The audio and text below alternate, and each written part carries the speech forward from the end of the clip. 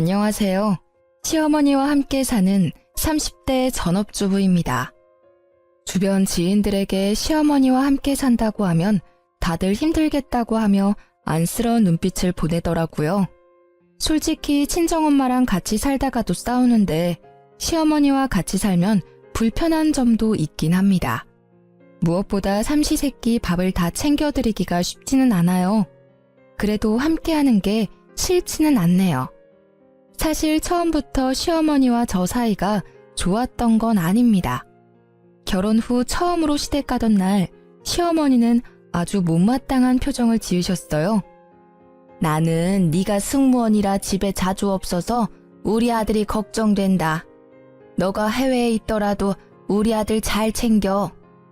엄마, 내가 무슨 한두 살 먹은 어린애야? 희연이가 날 낳은 것도 아닌데 얘가 날 왜 챙겨? 난 내가 알아서 잘하니까 괜히 희연이한테 그런 소리 하지 마. 변호사라는 직업이 얼마나 힘든 일이야. 재판하고 하는 게 얼마나 정신적인 스트레스인데. 그래서 일 안 하고 집에서 너만 내줘야 할 며느리를 구하고 싶었는데, 에휴. 요새 같은 세상에 그런 이야기하면 밖에서 욕먹어요. 그리고 나 못지않게 스튜어디스도 스트레스 많이 받아요. 요새 비행기에 진상 부리는 손님이 얼마나 많다고. 그리고 불편한 유니폼 입고 몇 시간씩 비행기에서 서서 일하는 게 얼마나 어렵다고. 나는 그나마 앉아서라도 일하지. 솔직히 그렇게 따지면 나보다 희연이가 더 힘들다고. 유니폼 이야기 나와서 말인데 나는 솔직히 너가 다리 훤히 내놓고 몸에 다 드러낸 옷 입고 일하는 게 싫다. 꼴사납게 그게 뭐니? 어머니 눈에는 변호사인 승준 씨보다 스튜어디스인 제가 못나 보일 수 있지만요. 저는 제 일에 자부심을 느끼고 아주 즐겁게 일하고 있어요. 그리고 유니폼이 치마라서 어쩔 수 없이 다리를 보여야 하는 건 사실이지만 남들 눈이 찌푸려질 정도로 짧거나 보기 흉한 건 아니잖아요. 그렇게 따지면 여학생들 교복도 치마가 아닌 바지로 바꿔야죠. 안 그래요? 너 아주 당돌하구나. 어디서 시어미한테 말대답이야? 엄마가 먼저 희연이한테 유니폼이 꼴사납다고 했잖아. 왜 갑자기 희연이 직업 가지고 트집을 잡냐고요? 결혼식까지 다 올리고 혼인신고까지 다 한 이 마당에. 못난 놈, 여자 치마폭에 쌓여서 아주 정신을 못 차리는구나. 내가 너를 그렇게 키웠어? 아주 희연이 전연이 내 아들 제대로 훈련왔어. 이승준, 너가 이러면 이럴수록 나는 희연이를 더 괴롭게 할 거다. 다시는 내 앞에서 희연이 편들지 마. 시어머니는 남편에게 화를 버럭 내고는 방에 들어갔습니다. 시어머니 뒷모습을 보니 앞으로 결혼 생활이 심히 걱정되었어요. 역시나 시어머니는 틈만 나면 제게 시어머니 노릇을 하려고 시도했습니다. 어쩌다 한 번씩 시댁에 가면 주방 일은 당연하다는 듯이 다 제 몫이었고 남편 잘 챙기라는 잔소리를 들어야만 했어요. 그나마 다행인 건 스튜어디스 업무 특성상 명절이라고 쉬는 게 아니었고 스케줄도 일정하지가 않아서 시어머니를 자주 보지 못했습니다. 그래서 힘들고 기분 상해도 그냥 참고 있었어요. 자주 보는 사이도 아닌데 굳이 싸울 필요는 없잖아요. 무엇보다 남편이 중간 역할을 잘해줘서 제가 굳이 시어머니와 다툴 일이 없었답니다. 그러던 어느 날이었어요. 막 비행을 마치고 사무실에서 쉬는데 시어머니한테 전화가 왔습니다. 너는 며느리란 게 얼굴 보기도 힘드냐? 남들은 며느리랑 손잡고 쇼핑도 가고 영화도 보러 가고 맛있는 음식 먹으러 간다던데 나는 이게 뭐냐? 항상 절 볼 때마다 벌레 보는 듯한 표정을 지으시던 시어머니가 며느리와 시간을 못 보낸다고 신세한탄을 하는데 조금 어이가 없었습니다. 속으로는 영화 보러 같이 가자고 해도 싫어하실 거 아니냐고 말하고 싶었지만 비행이 막 끝나 피곤해서 굳이 통화를 길게 하고 싶지는 않았어요. 어머니, 다음에 저 쉬는 날에 같이 영화도 보러 가고 해요. 그런데 무슨 일로 전화하셨어요? 시어미가 며느리한테 전화도 못하냐? 영화는 바라지도 않는다. 네가 좀 바쁜 몸이니? 나는 네가 바쁜 거 다 이해할 테니 다만 이제부터는 매일 안부 전화해. 그래도 가족인데 생사는 확인해야 하지 않겠어? 매일 안부 전화요? 그래. 매일 보겠다는 것도 아니고 핸드폰으로 전화 한 통 하자는데 싫냐? 싫은 건 아니지만 스케줄이 낮에만 있는 게 아니고 밤에도 있어서 힘들 것 같은데요. 게다가 해외에 나가 있으면 시차 차이 때문에 저는 낮이지만 어머니는 밤일 수도 있고요. 상관없어. 그래도 매일 전화해. 하루도 빠짐없이. 참, 승준이한테는 말하지 말고. 왜요? 그래도 남편도 알아야. 승준이 재판으로 정신없는 아이다. 하찮은 집안일 따위 신경 쓸 아이 아니라고. 절대 이야기하지 마. 괜히 떠벌려서 승준이가 신경 쓰이게 한다던가 하루라도 안부 전화 빠지면 혼날 줄 알아. 다음날 시어머니가 시킨 대로 아침에 출근하며 안부 전화를 했습니다. 그래, 말 들으니까 보기 좋구나. 아침에 출근하면서 우리 아들 밥은 먹였니? 승준 씨 아침에 밥 먹으면 소화가 안 된다고 해서 미숫가루에 토스트 정도만 해서 먹어요. 그래서 오늘도 미숫가루 먹고 출근했어요. 무슨 소리야? 우리 승준이 나랑 있을 땐 아침밥 다 챙겨 먹고 갔는데 미숫가루에 빵 쪼가리 먹고 어떻게 하루를 버티니? 너는 네가 해외에 나가 있을 동안 승준이를 못 챙기면 한국에 있을 때만이라도 밥을 잘 챙겨야 할 거 아니냐? 우리 승준이 어디 아프기라도 하면 어쩌려고? 승준 씨가 어머니와 같이 살았을 때 하도 먹고 가라고 해서 어쩔 수 없이 먹긴 했는데 온종일 속이 더부룩해서 고생했다고 하더라고요. 그래서 저랑 결혼 후에는 미숫가루에 간단한 빵 먹고 출근해요. 내가 이래서 너한테 매일 안부 전화를 하라는 거야. 승준이 머리 쓰는 일이라 스트레스도 많을 텐데 그리 부실하게 먹어서 걱정되는구나. 어제 저녁 때는 승준이 뭐 먹였어? 승준 씨가 어제 늦게 끝나고 와서 간단히 치킨 시켜 먹었는데요. 치킨을 시켜 먹어? 가게에서 어떤 기름에다가 튀긴지도 모르는 그런 음식을 먹였단 말이야? 그깟 치킨 그냥 닭 한 마리 사다가 기름에 튀기면 되는 거를 왜 굳이 사다 먹여? 그래서 우리 승준이 힘이 나겠니? 안 되겠다. 오늘 내가 사골 끓여서 집에 가마. 내일 아침부터 승준이 사골국에다가 말아서 밥 잘 먹여라. 알겠니? 그날 밤 시어머니는 정말로 사골국을 한솥 끓여서 왔지만 남편은 좋아하지도 않는 사골국을 왜 끓여왔냐고 하더라고요. 당연히 남편은 다음날 사골국을 먹지 않았습니다. 그 뒤로도 매일 안부 전화를 했고 그때마다 시어머니는 아들 걱정뿐이었어요. 며칠 뒤 그날은 런던 비행 스케줄이 잡힌 날이었고 시차 때문에 전화 못할 수도 있어서 시어머니한테 미리 말했습니다. 시차는 무슨 상관없다. 오늘 다른 나라 도착하자마자 꼭 전화해라. 솔직히 네가 거기서 다른 남자를 만나 불륜을 저지를 수도 있잖아. 나는 널 못 믿으니 목소리라도 들어야겠다. 시어머니의 말도 안 되는 억지에 기분이 확 상했습니다. 그렇게까지 절 못 믿겠다고 하시니 한국 시각이 몇 시가 되든 간에 도착하자마자 전화해야겠다는 생각이 들었어요. 한국에서 런던까지 12시간가량 비행을 마치고 한숨 돌리니 런던 현지 시각이 오후 7시였고 곧바로 안부 전화했더니 받지 않았습니다. 그때 한국 시각은 새벽 3시, 깊은 잠을 잘 시간이었거든요. 그냥 끊으려다가 시어머니의 막말이 떠올라 다시 전화를 걸었습니다. 이번에는 잠에 취한 목소리로 전화를 받더라고요. 지금 몇 시인데 전화질이야? 어머, 한국은 새벽인가 봐요. 여기 런던은 오후 7시거든요. 어머니, 저 지금 도착했다고 전화 건 거예요. 이제 숙소에서 짐 풀고 자려고요. 한 번 안 받으면 자는가 보다 하고 말아야지. 왜 2번이나 해서 사람 잠을 깨워? 겨우 잠들었는데. 제가 다른 남자 만나 불륜 저지르면 어떡하냐고 하셨잖아요. 걱정이 너무 크셔서 전화했어요.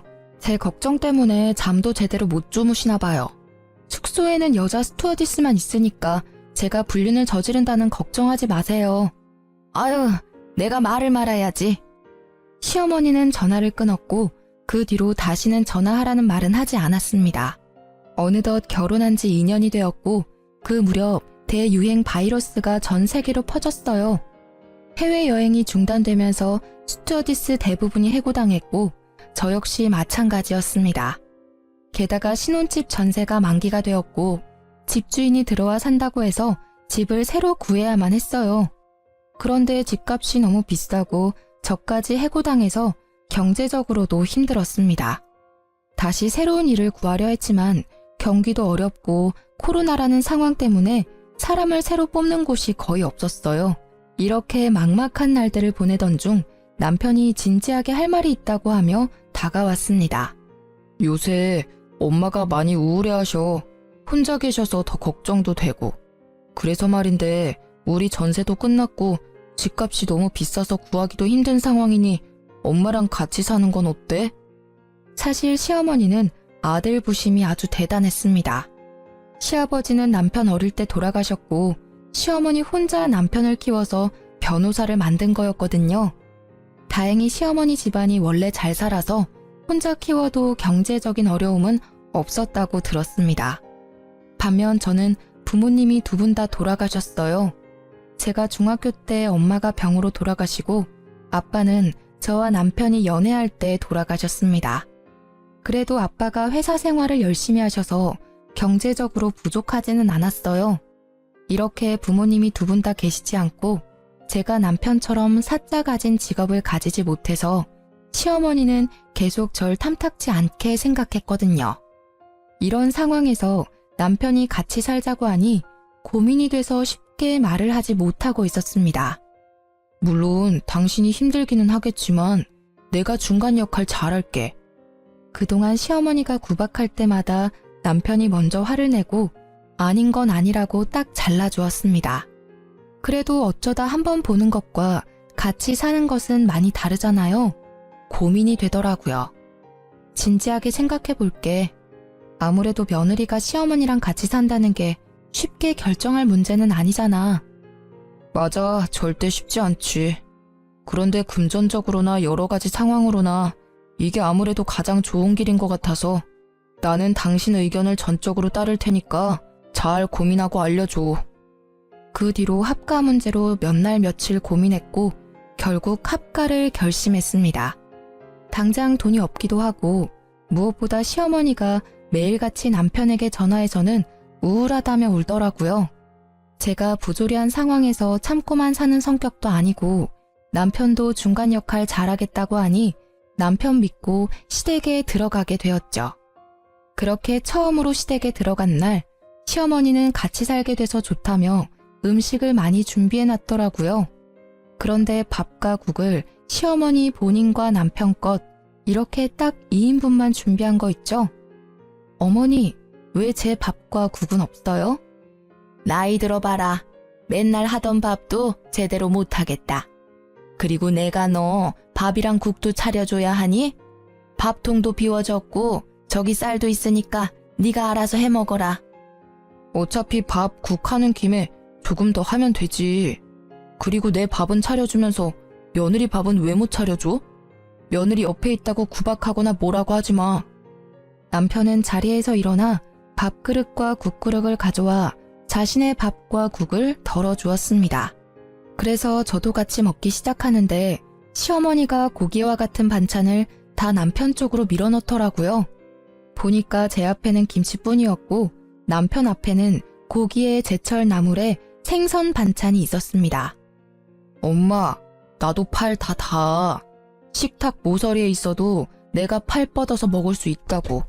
도대체 왜 그래? 며느리 왔으니까 무슨 시어머니 노릇이라도 하겠다는 거야? 왜 희연이는 먹기 힘들게 모든 반찬을 다 내 앞에다가 놓냐고. 이게 아들을 생각하는 엄마 마음이다. 니는 아직 네 자식 안 낳아봐서 몰라. 내 자식 고기 한 점, 생선 한 점이라도 먹이고 싶은 내 마음이라고. 넌 알지도 못하면서. 엄마가 이러면 너무 부끄러워. 그러니까 이러지 마. 만약에 계속 이러면 나 희연이 데리고 월세방이라도 들어가서 살 거야. 알겠어요?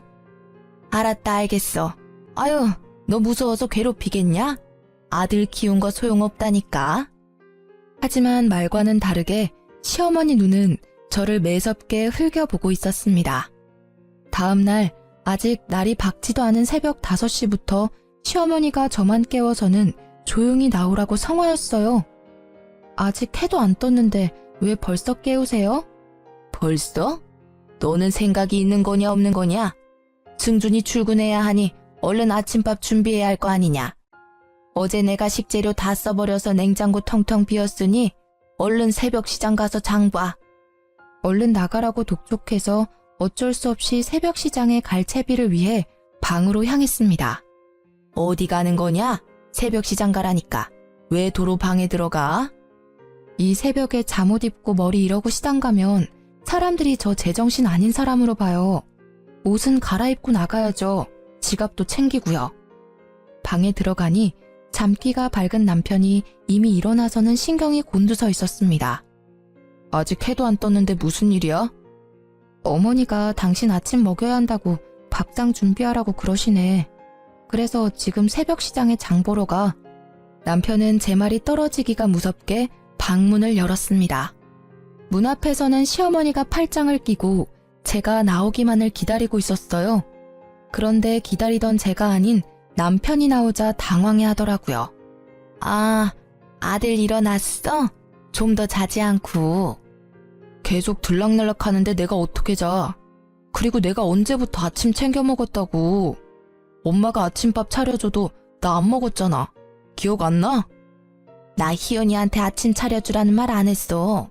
희연이가 아침에 너 밥 차린다고 혼자 일어나 있길래 나도 도와주러 나온 거야. 무슨 말도 안 되는 소리야. 희연이 결혼하고 한 번도 내 아침 차려준 적 없어. 내가 나 아침 안 먹는다고 말해서 아침에는 아예 밥 준비도 안 했다고. 그런데 무슨 갑자기 새벽 5시부터 일어나서 아침을 준비해? 보나마나 엄마가 시킨 거겠지. 희연아, 신경 쓰지 말고 얼른 들어가서 더 자. 남편은 제 손을 붙잡고 방으로 들어갔고 시어머니는 그 뒤에서 아무 말도 못하고 계속 흘겨보았습니다. 그 매서운 눈빛을 보니 앞으로 시집살이가 녹록지 않겠다는 생각이 들었어요. 그리고 속으로 다짐했죠. 당하고만 살지 않으려면 정신 똑바로 차려야겠다고요. 그날 오전 남편이 출근하자마자 시어머니가 저를 불렀습니다. 그러더니 냉장고의 모든 음식을 다 꺼내더라고요. 분명 새벽에는 냉장고에 식재료가 없다고는 했지만 냉장고는 각종 음식으로 가득 채워져 있었습니다. 어느 정도냐면 전쟁 나서 못 사 먹어도 이 냉장고만 있으면 한 달은 넉넉히 먹고 살겠더라고요. 사실 남편이 그동안 그렇게 버리라고 했지만 시어머니는 언젠간 다 쓸모 있다며 절대 버리지 않았습니다. 이제야 다 꺼냈네. 나는 친구들 만나러 다녀올 테니 너는 냉장고 청소도 하고 이 음식들 다 보기 좋게 정리해라. 음식들 있을 때는 몰랐는데 보니까 냉장고 구석구석 음식 국물 같은 게 많이 묻었더라. 하나도 남김없이 깨끗하게 닦아놔. 알겠니? 이 말을 남기고 시어머니는 나갔습니다. 냉장고를 열어보니 김치 국물은 기본이고 각종 음식물 찌꺼기에 벌레 사체까지 있더라고요. 그동안 이런 냉장고에서 나온 음식으로 요리를 했다고 생각하니 속이 울렁거릴 지경이었습니다. 고무장갑을 끼고 1시간가량을 수세미로 문지르고 행주로 닦아가며 청소했네요. 그리고 다시 식재료들을 넣으려는데 식재료들이 하나같이 먹을 수 없는 음식들이었습니다. 언제 산지도 모르는 돌덩이 같은 김밥, 뚜껑만 열어도 신냄새가 코를 찌르는 김치, 색이 이미 이상하게 변한 나물까지 뭐 하나 제대로 쓸만한 게 없어 보였어요. 어차피 먹을 수도 없으니 음식물 쓰레기로 버려버렸습니다. 그렇게 정리를 마치고 간단히 라면으로 아침 겸 점심을 먹었어요. 그날 오후 시어머니가 식재료를 한가득 들고 왔습니다. 내가 시킨 일은 다 했어? 냉장고 검사 좀 하자. 냉장고 문을 연 시어머니는 화를 내기 시작했습니다. 냉장고가 왜 텅텅 비었어? 다 버린 거야? 너 내가 일 시켰다고 반항해? 반항이 아니라 아무리 봐도 제가 보기엔 먹을 수 없어 보이던데요. 돌덩이 같은 김밥에 완전 신김치에 나물도 다 상해서 버렸죠.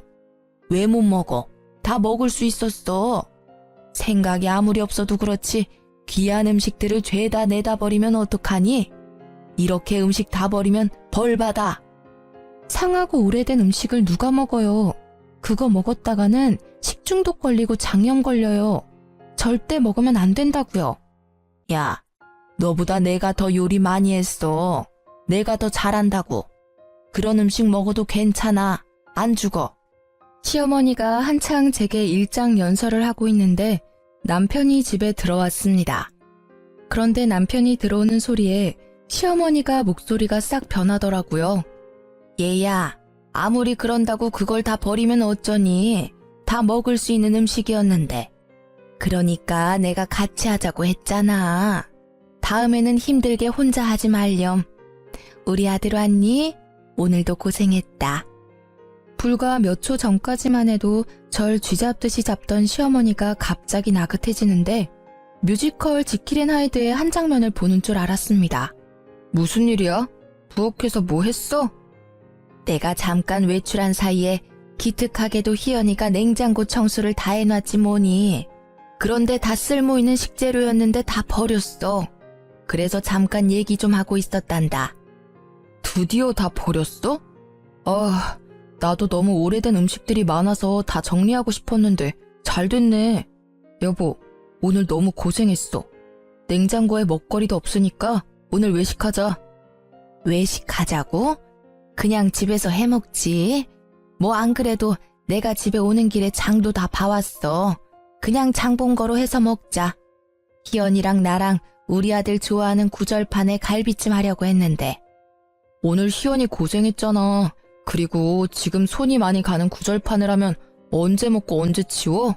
그냥 오늘 장 본 건 내일이나 다음에 먹고 오늘은 외식해요. 여보, 가자. 시어머니는 음식을 시키려고 했지만 남편 성화에 어쩔 수 없이 외식하게 되었어요.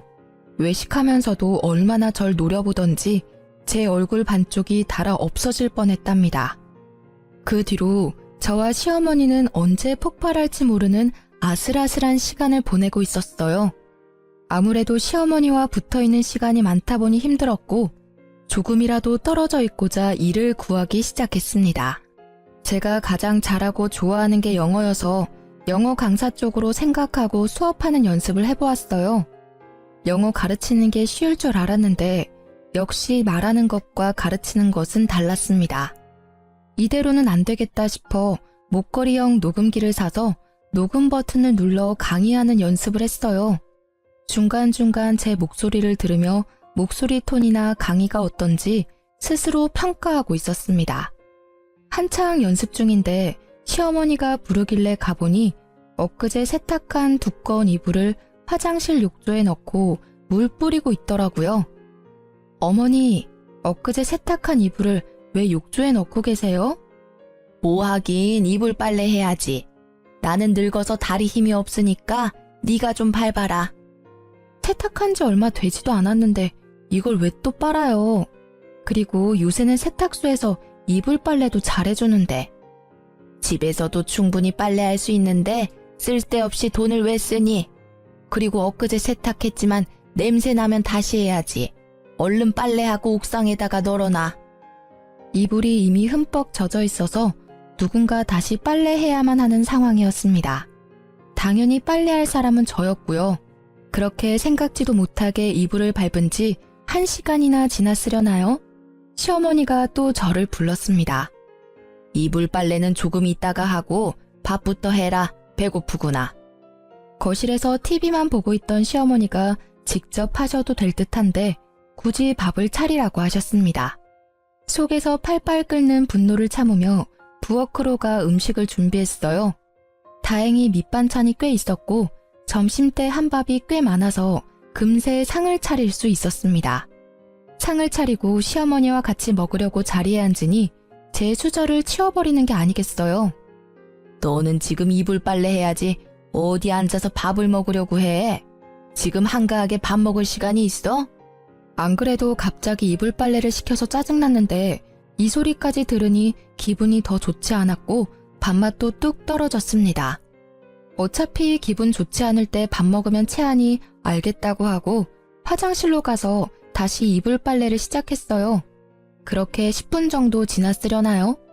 이불이 시어머니라고 생각하며 연락에 밟고 있는데 남편이 왔습니다. 뭐야, 중준이 오늘 야근한다고 하지 않았니? 일이 생각보다 빨리 끝나서 그냥 퇴근했어요. 그런데 여보, 그 이불 엊그제 내가 빨아서 옥상에다가 널어둔 건데 왜 또 빨고 있어? 아유 참, 내가 밥 먹고 같이 이불 빨래 하자니까 나 힘들다고 굳이 꼭 혼자 하려고 하네. 희연아, 나 밥 다 먹었으니까 이제 너도 가서 밥 먹어라. 내가 마무리할게. 설마 엄마가 희연이한테 시킨 거야? 저 이불 내가 널었다고 희연이한테도 분명 말했는데? 내가 설마 며느리한테 이불 빨래 시켰겠니? 희연이가 이불이 잘못 말려졌는지 냄새가 난다고 이불 빨래를 하겠다잖아. 그냥 세탁소에 맡기자니까 끝까지 싫다고 하고. 어머니, 무슨 말씀이세요? 저 방에 있는데 어머니께서 저를 부르셨잖아요. 이불 빨래 하라고요. 예, 내가 언제 그랬다 그래? 왜 생사람을 잡니? 시어머니는 남편 앞에서 딱 잡아떼며 아니라고 했습니다. 순간 제 목에 걸린 녹음기가 생각났어요. 사실 아까 강의 연습한다고 녹음 버튼을 누르고 아직 꺼두지 않았거든요. 그래서 녹음기를 켜서 남편과 시어머니한테 들려주었습니다. 녹음기에는 아주 명확하게 시어머니가 이불 빨래를 시킨 대화가 다 녹음되어 있었고, 다 들은 남편이 시어머니한테 화를 냈어요. 엄마가 희연이한테 이불 빨래 시켰네. 더러워진 이불도 아니고 엊그제 빨래한 이불을 왜 또 빨라고 그래요? 남편 말에 시어머니는 아무 말도 하지 못했습니다. 빼도 박도 못할 명확한 증거가 있으니 오리발도 못 내밀더라고요. 엄마, 기분 나쁘게 생각하지 말고 들어요. 내가 정말 엄마가 걱정돼서 그래. 요새 엄마가 화도 많아진 것 같고 자주 깜빡깜빡 하는 것 같아. 내 친구 부모님이 엄마처럼 화도 많이 내고 말이 자주 바뀌는 증세를 보이다가 뭔가 이상해서 병원 검진 받으니까 치매였대. 나 지금 엄마가 치매가 아닐까 너무 걱정돼. 한번 검사 받아보자. 치매는 무슨... 아니야, 나 괜찮아. 아주 건강하다고. 남편은 진지하게 시어머니의 치매를 의심하고 시어머니는 아니라고 했습니다. 당연히 아니겠죠. 그저 저를 괴롭히고 싶은 거니까요. 며칠 뒤 그날은 시어머니 생신을 앞둔 평일이었습니다. 남편이 출근하자마자 시어머니가 부르더라고요. 토요일이 내 생일인 거 알지? 그래서 오늘 내 친구들 집으로 초대했다. 점심때 온다니까 음식 준비해라. 오늘이요? 저 음식도 잘 못하는데 그걸 지금 말씀해 주시면 언제 준비해요? 그래서 내가 장은 다 봐놨어. 냉장고에 보면 갈비찜이랑 구절판, 잡채, 나물, 삼색전 할 수 있도록 식재료 다 있다. 지금부터 준비하면 딱 맞게 끝나겠네. 어머니, 전 정말 못해요. 그냥 배달시켜요. 솔직히 제가 잘하지도 못하는 요리에서 어머니 부끄러워지느니 그냥 깔끔하게 배달시키는 게 낫잖아요. 시간도 절약되고요. 배달 같은 소리 하고 있네. 야, 집에 다들 오겠다는 이유가 뭔데? 며느리 손맛 보고 싶어서 그런 거 아니야. 그런데 배달시켜 먹는 게 말이 돼? 그럴 거면 그냥 나가서 사 먹고 말지. 헛소리 집어치우고 요리 시작해. 시어머니 성화에 어쩔 수 없이 알겠다고 했습니다. 그래서 음식을 하기는 했는데 간을 잘 못 맞추겠더라고요. 뭔가 짠 것 같기도 하고 싱겁기도 한 것 같은 게 도무지 뭘 어찌 해야 할지 몰랐습니다. 어차피 이 음식들은 시어머니와 친구들이 드시니까 시어머니한테 간을 부탁했어요. 어머니, 제가 도무지 간을 못 맞추겠네요. 간 좀 한번 봐주시겠어요?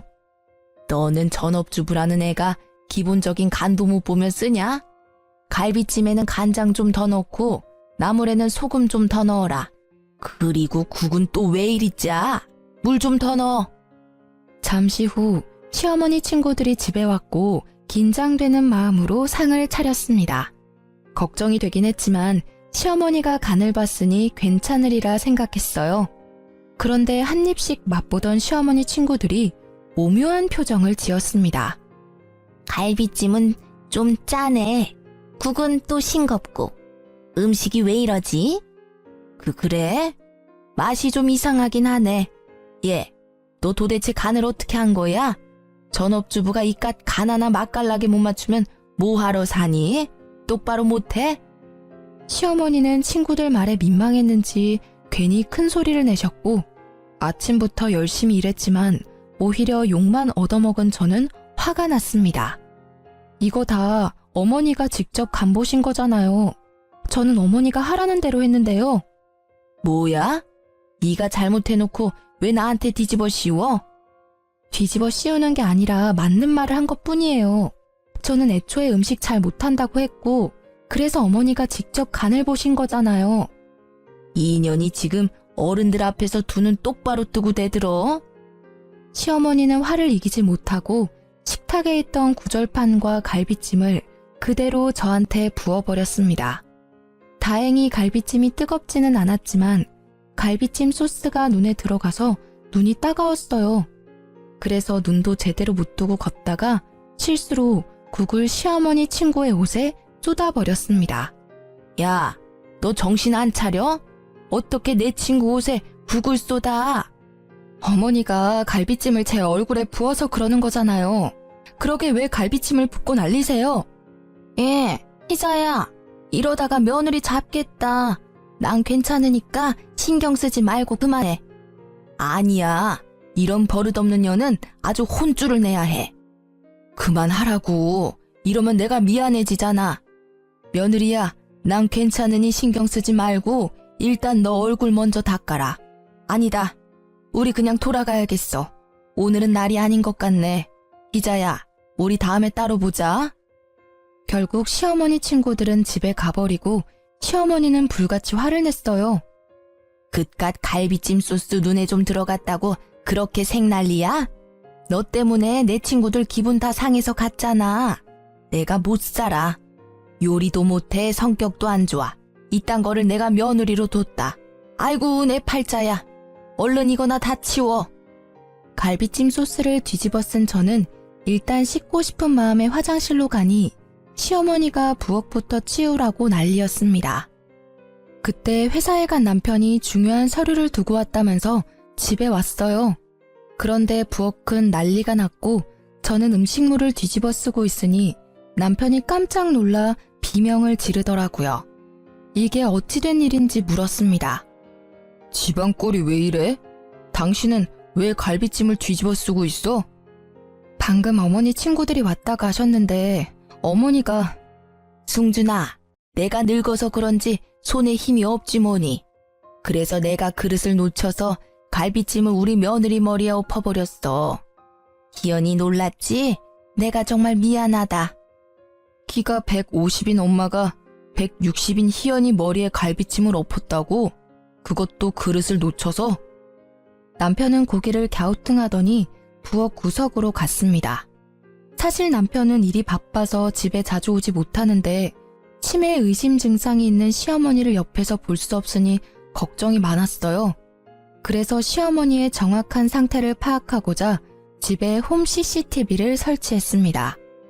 남편이 미리 저에게 말해줘서 알고는 있었으나 시어머니한테는 절대 말하지 말라고 신신당부해서 저도 모른 척하고 있었죠. 다행히 시어머니는 부엌에 거의 오지 않아서 홈 CCTV가 있는지도 몰랐습니다. 남편은 부엌 구석에서 가져온 홈 CCTV를 보더니 걱정스러운 표정을 지었어요. 엄마, 아무래도 치매인 것 같아요. 병원에서 검사해야겠어요. 아니야, 나 치매 아니야. 나 아주 멀쩡하다고. 그런데 왜 이렇게 별일도 아닌데 화를 버럭대고 엄마가 희연이한테 갈비찜을 부었으면서 손에서 놓쳤다고 하면서 말을 바꿔요? 그건... 거봐, 제대로 말도 못하잖아. 치매가 죽을 병도 부끄러운 병도 아니니까 한번 검사라도 받아봐요. 검사 받아서 아니면 다행인 거고 진짜면 요양원이나 요양병원에 도움 받아서 치료하면 되잖아요. 요양원? 아니야. 난 절대 거기 못 가. 안 갈 거야. 사실 이때는 코로나가 유행했던 때라 한번 요양원에 가면 나오지 못하고 얼굴도 보지 못할 때였습니다. 게다가 시어머니 친구 중에 한 분이 요양원에서 돌아가셨는데 코로나도 걸려서 제대로 된 장례식도 못 치렀어요. 그래서 시어머니는 절대로 요양원은 못 간다고 했고 남편은 상태가 심각하다고 가야 한다고 했죠. 한참을 이야기하다가 일단 남편은 다시 사무실로 갔고 시어머니는 홈 CCTV를 부셔버렸습니다. 너는 이딴 게 있다는 걸 왜 이야기 안 했어? 아니에요. 저도 이게 있는지 몰랐어요. 승준 씨가 혼자 생각해서 한 일인걸요. 물론 알았지만 남편이 시켰던 대로 몰랐다고 딱 잡아댔습니다. 며칠 뒤 토요일, 그날은 시어머니 생신이었고 선물로 고급스러운 스카프를 준비했어요.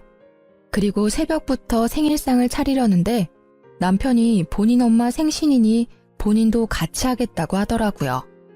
사실 요리하는 걸 좋아하는 남편인지라 저는 밑재료만 준비하고 실질적으로 미역국을 끓이고 간을 맞춘 건 남편이었습니다.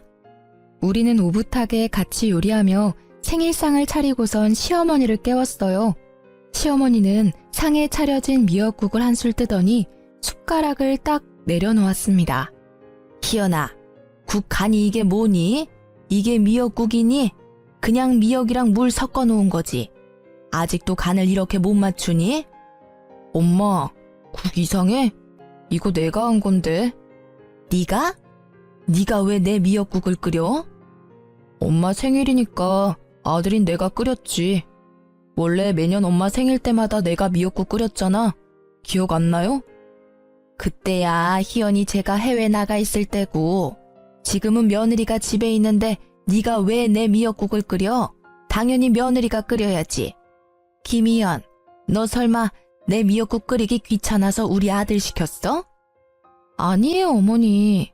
저는 혼자 준비하려고 했는데 승준 씨가 굳이 같이 하겠다고 해서요.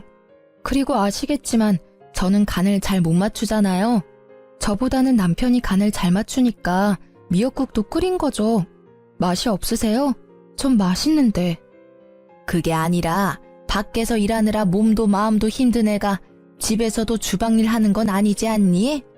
승준이가 미역국을 끓인다고 해도 너가 생각이라는 게 있으면 당연히 말려야 하는 거 아니냐고.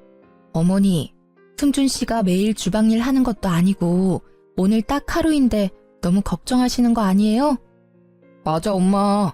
내가 뭐 매일 집안일해? 엄마 생일이라서 하루 한 거잖아.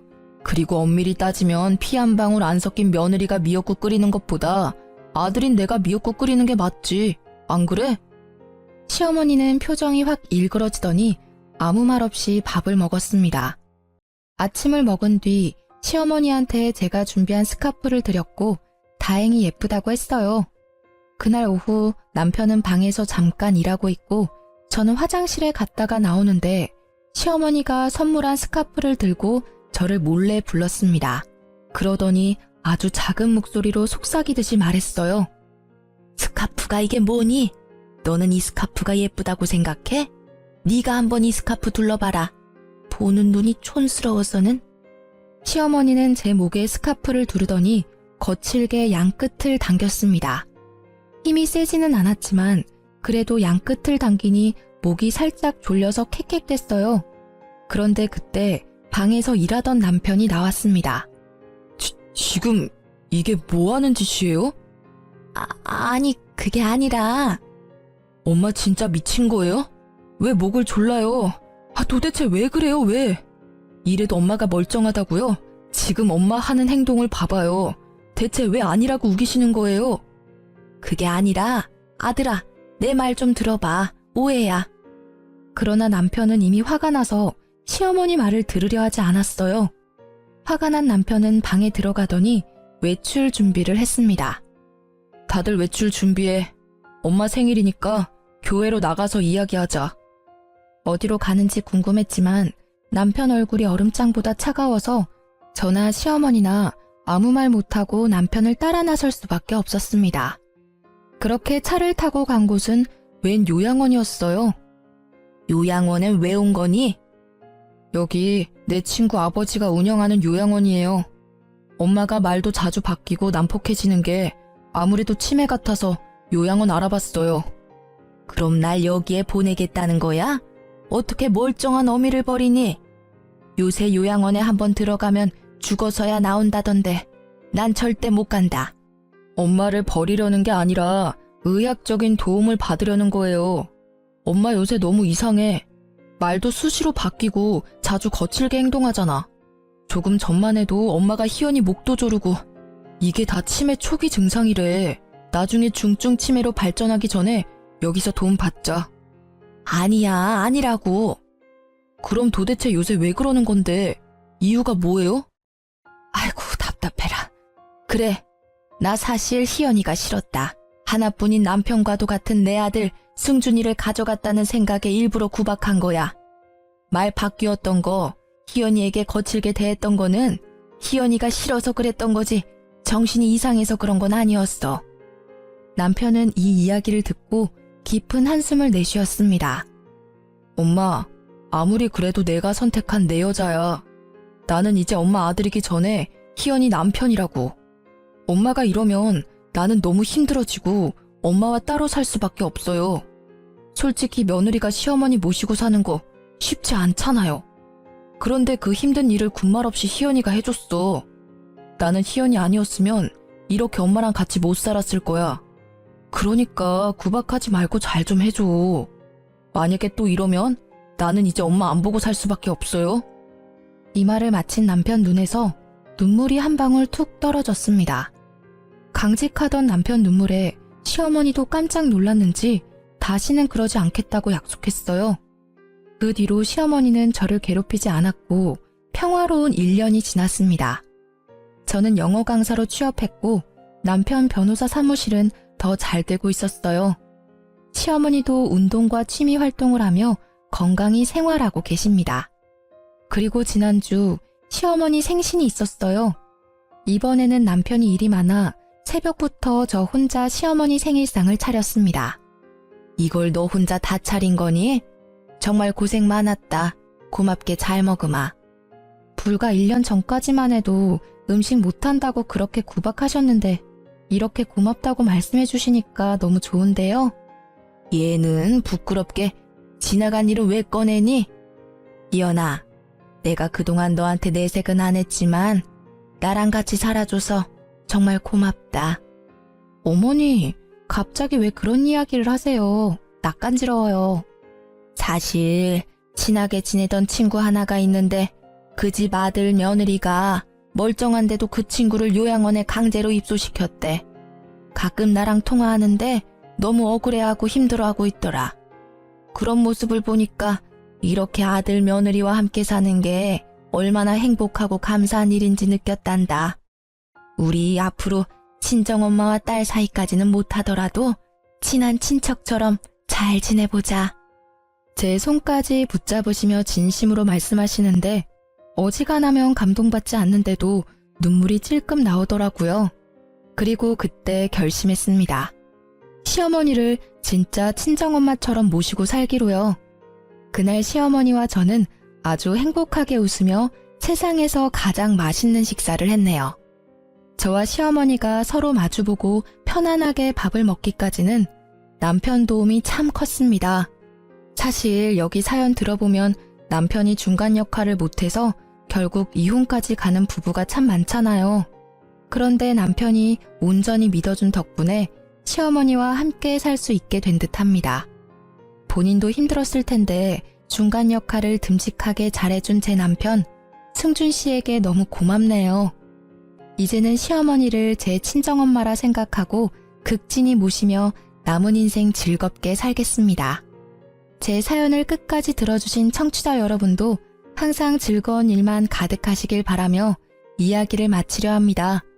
끝까지 들어주셔서 감사해요.